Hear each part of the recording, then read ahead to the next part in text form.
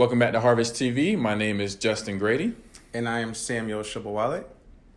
Today we're going to be talking about fatherhood, which is an exciting topic. It's a lot of, you can't really get it down into, do this, this, and this, you'll be a successful father. So we can talk for hours about this, him and I. Yeah. So it's a lot that I've learned in the 4 years that I've been a dad. So I have 2 kids, 4-year-old daughter turning 5 in this coming December. And then I have a 7-month-old son, which has been pretty exciting. So we got the 2 and we're done unless, otherwise. So I'll let Sam go into his background. Yeah, we have a 1 and almost 2-year-old. Name is Daniel, and he's a handful, but I love it. Right. I love it, and so yeah, it's that. Okay, so we're kind of going to got a little small little outline here. So we're going to go into the first topic we're going to talk about is joy, the joys of fatherhood. Now, there's a lot of things that we can go into that, but for me, one of my hot buttons is developing that legacy. So really what fatherhood is all about is you're really passing on the legacy that you're currently developing into that to your children, whether it's a son or a daughter, or even if it's somebody that you're a situation where you're a stepdad, or if it's your nephew or something like that, or your niece. So it's really it doesn't have to be your son, your blood relative. It can be somebody that you're really taking under your wing and that you really wanted to help, develop and cultivate.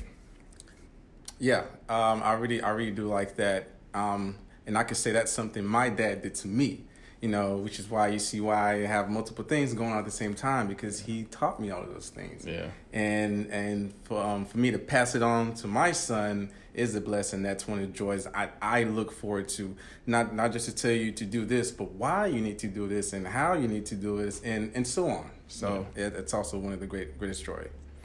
And then I guess you can't have joy without the challenges. So really some of the challenges that I guess for me personally is I'm kind of a reserved personality type, and my daughter is very, very outgoing, to say the least. Everybody that knows her knows she is super outgoing. So really just kind of working with her personality, knowing that I'm not like that. So she has a completely different thought process than I do in terms of how she handles stuff emotionally. And she's a girl, so that's a huge difference there. So just learning how to really navigate that personality difference, and just kind of taking a step back, taking a breather, and saying, hey, this is what I would do in this situation, but she's different than me. So she's going to think, maybe she's thinking this, or asking her questions. She's at the age where she can communicate back and forth now, so we like to ask her lots of questions just to clarify what she's thinking and what she's, how she's handling things. Yes, that's very true. And also another challenge that I think about daily is protecting their innocence from this world, from this society. Yeah. We live in day and age. My son knows how to work my phone, knows how to work the tablet, and he's not even 2 yet. Right. He knows how to click the home button or hands it to me. Hey, can you give me the password? So yeah, protecting their innocence. Me and my wife, we have to search a lot of cartoons just to find the one we feel like, okay, this is okay. Yeah. Because of so much that's out there. A lot of these media, they're not expecting parents to watch every single minute of these cartoon shows. So, we have to watch it ahead and make sure it's safe for my child to watch. That's good. And then especially from how society perceives things, or thinks you should be like this at this certain age, or you should have this many friends. I have to let him know who he is, as a child of God, so he can know who he is before he actually steps out there in the world. doing it in a way so that I don't overdo it to where he's just completely surprised when he gets out there, but in the way that he's informed and knows the reality before he goes out there, especially as an African American. You know, in this day and age, it's not something to play with. So I can't wait till he's a teenager to start that. I have to instill that in him right from his age right now. Let him know you are important, you are great. You know, speak life into him. Right. So that's one of the challenges I feel like. You know, it could be scary, it could be daunting, but it is something that, you know, with time will be better. Absolutely. Yeah, that's something that we're trying to do with our daughter right now. Just doing those daily affirmations of knowing that she's blessed, that she's beautiful. Yeah. Because a lot of just women in general don't know that they are valued and that they're loved by the men in their life, whether it's a blood father figure or a grandfather. Depending on the situation. So really, I guess leading into that, for fathering daughters, which is interesting. You always hear the whole saying that if you have a daughter, you know, get your shotgun ready. Yeah. But you know, I had to develop a different perspective of that. Yes, you do have to protect her, but you still have to let her have that freedom whenever she gets to that age of, you know, having that freedom. Now that she's 4 and she has all this freedom, so whenever that time comes, but really just protecting her and letting her know that she's free to make her own mistakes, make her own decisions. So we really like to give her those choices, give her those options, and just having those boundaries. So just not being super comfortable around her, like just, you know, being aware of making sure that I'm, you know, put together, not, you know, just looking sloppy around her, because me as her dad, I'm setting the example of who she's going to marry in the future. So I really have to take care of my thought life and be conscious of how I'm, you know, talking to her, and not, you know, demeaning her and diminishing her, and just really, you know, whether it's, you know, I pay attention to how I dress around her. Not, you know, just being, you know, with my shirt off, walking around the house and stuff like that. So just really being conscious of what she's seeing and what she's hearing coming from me, and also just having that quality time. My daughter has a quality time love language, so she really likes to watch movies. So really just finding out what your kid's love language is really, really important for me. Yep. That's very true. You know, when I have a daughter, it's the same way. Don't try to overspoil her and just get everything she wants. Quality time is better than buying all the toys and everything in the world.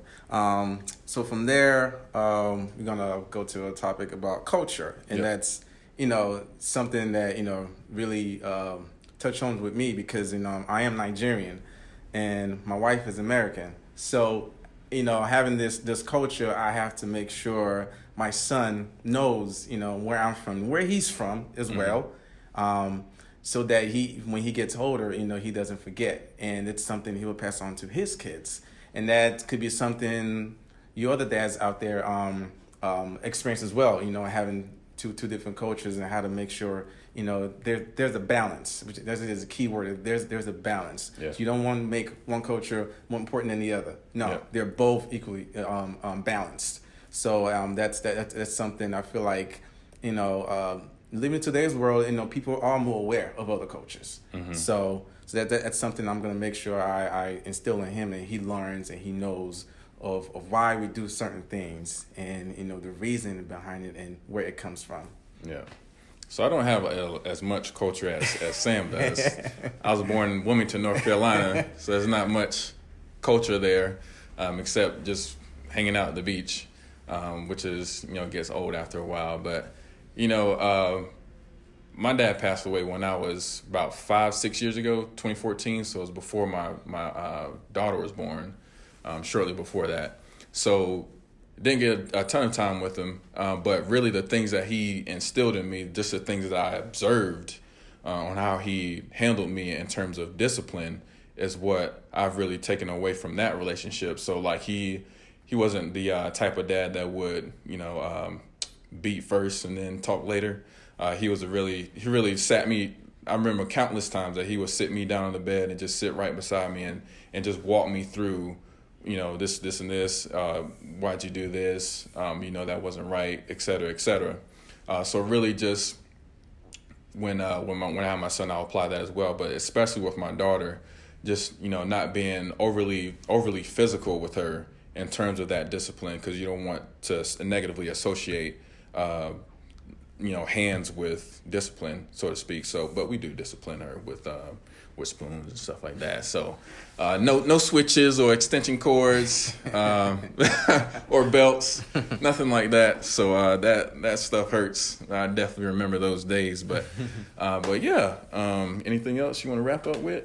I would say, just for the new fathers that are out there, because I am kind of a new father, just be confident. Trust in God that the fact that He's blessed you to be a father, He will carry you through. You are capable. Despite what the world says, or statistics, or anything. Yeah. Just know who you are. For those who might not, they haven't dad growing up. Well, be the father that you would want. That you wish you had, basically. Don't let the past discourage you. Just want you can't let the past discourage you, and be the generation that gets it right. Yep. As each generation comes, we should be getting better. We should be moving forward. So be that generation. Despite the past, be that generation that gets it right, that says, hey, these are the mistakes that I experienced. I don't want to pass this on. And I want my son to learn things I didn't learn. So, that's just the thing. Be better. This is the time. Don't worry about the past. This is the time to get it right. Let's get it right now so it can start getting better for the rest of our generations. Absolutely. And one of those key things in being better is really surrounding yourself with great men like Sam. Yeah. So, he just exudes the passion. I'm sure you can feel it as he's talking. So really surrounding yourself with great men and great fathers, and if you're a husband, surrounding yourself with great husbands, because you can't learn how to be a husband from somebody that's not a husband. So so you got to be aware of your inner circle, that those 5 people that you really really trust and can confide in. And but yeah, if you're kind of looking, if you're into the whole reading thing, I'd have some book recommendations. Two of these deal with raising kids, and one deals with being a man. One is Raising Giant Killers. Another one is Loving Your Kids on Purpose. And then the last one is Point Man. So if you like to read, there's some material for you if you want to, look into that. But anything else you want to? Yeah, I think that's it. With? Yeah, all right. That's it. All right, you guys have a great day. Yep. Thanks for joining us. Be blessed.